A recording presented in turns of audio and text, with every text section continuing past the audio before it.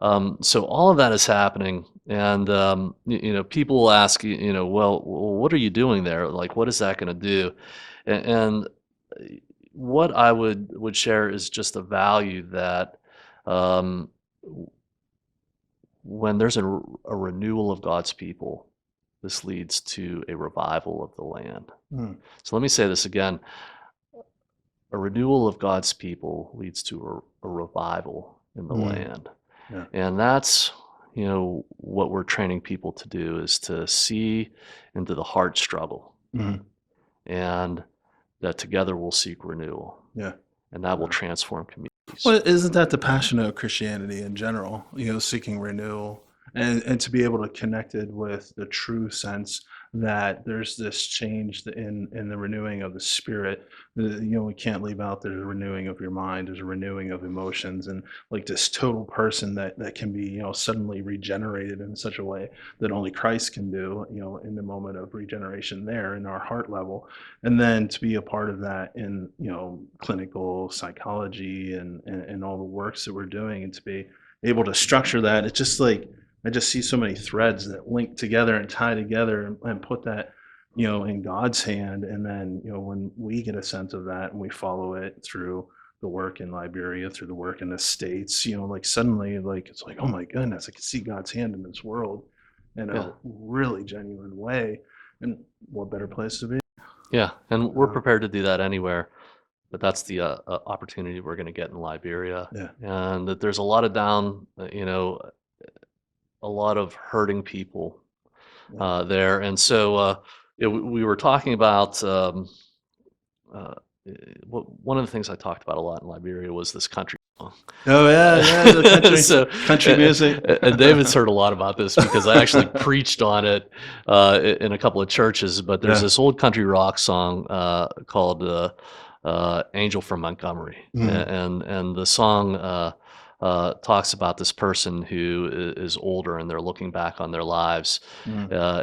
and the song goes, "If dreams were thunder and lightning was desire, this old house would have burned down a long Oh, there time you go. ago. Yeah, I remember. Make me an angel that flies from Montgomery. Make me a poster of an old rodeo, Mhm, and just give me one thing that I can hold on to.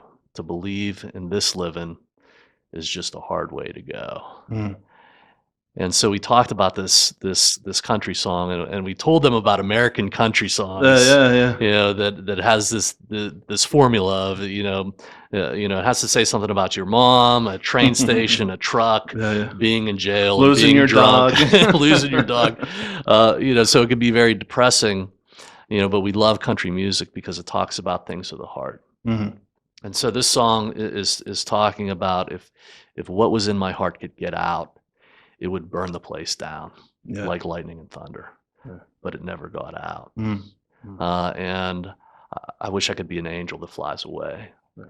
And there's this reference in a song that you really have to study it to look into, but it talks about a poster of a rodeo in Montgomery, Alabama, Mm. where the bull rider rides this bull that is sure to kill you. Yeah, yeah, which I remember you finding on the internet, and came to find out it was like a semi-famous poster that really, spoke to that era of the high rodeo, if there is such a thing, but when it Yeah. was really popular. Yeah. Yeah. So we're in the churches describing why in America we watch rodeos. Mm. And, I'm speaking about this from Western PA. So, but to me, for that 8 seconds that you're trying to stay on that bull, that you got thrown off and die, you're the most free. Mhm.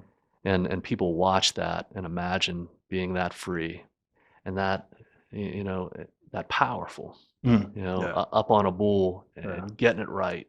yeah. Uh, that is the height of living. Mm.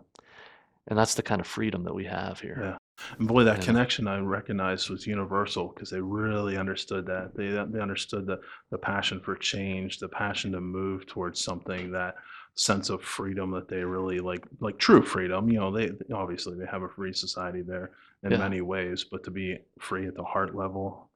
Yeah, we speak about the heart of the Liberian people. uh, And my experience from them is from the United Methodist Church, that they have been missionaries to the United States for many years, Mhm.